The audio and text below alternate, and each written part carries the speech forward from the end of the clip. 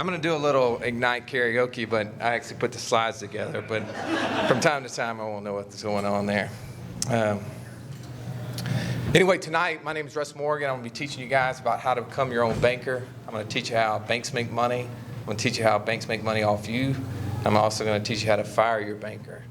So first of all, let's get into a little bit of the details. Did you realize that 34.5 cents out of every dollar that you bring home, you spend in interest on cars, homes, businesses? Where do you think all this money ends up? In the bank. Well, I was going to say that's the first place you put your money when you get paid, right? It also was a main topic of my presentation, so that was a little bit of a hint. But also, how do banks get us to do this? You know, how do we put all our money there? Maybe they think they understand what's going on. I mean, look around us. We're in downtown. Who has the tallest and the nicest of the buildings? It's the bank buildings, right?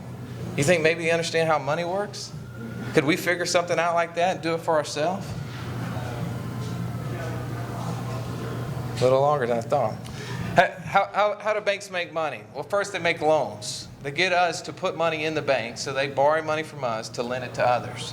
What I found, though, is what they do is take that money and they turn it over and over and over again, sometimes as many as 8 times in 1 year before they ever pay us the interest on our dollar back.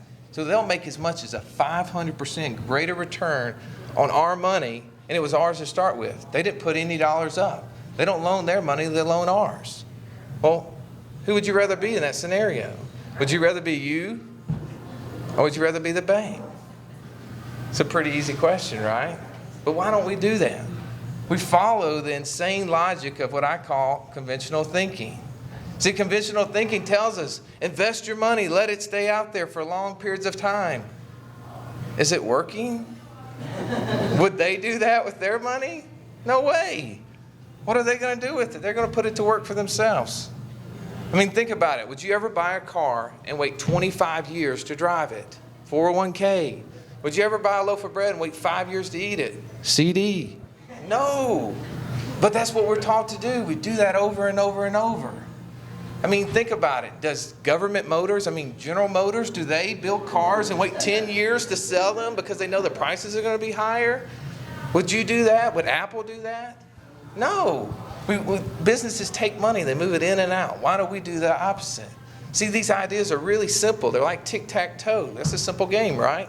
But think about the first few times you played as a kid, you lost regularly. It's a simple game, but we lost because we didn't know the rules.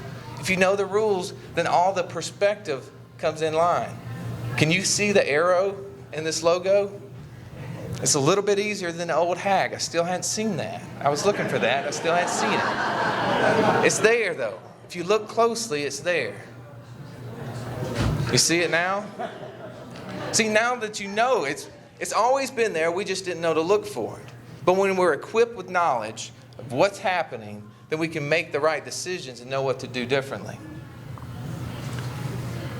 See, I said that 34.5 cents of every dollar the average American brings home, they spend in interest, but they're only saving 5.8%.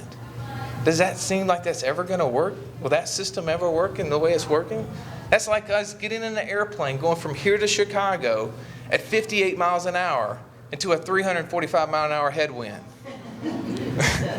Are we going to ever reach that destination? No, we're heading backwards at 287 miles an hour. What if we could change that environment? What if we could take the money that we're already spending in interest to others, redirect it to ourselves? We don't have to make our airplane go faster. It's going to go faster because of that perpetual tailwind. Doesn't that seem like a better situation?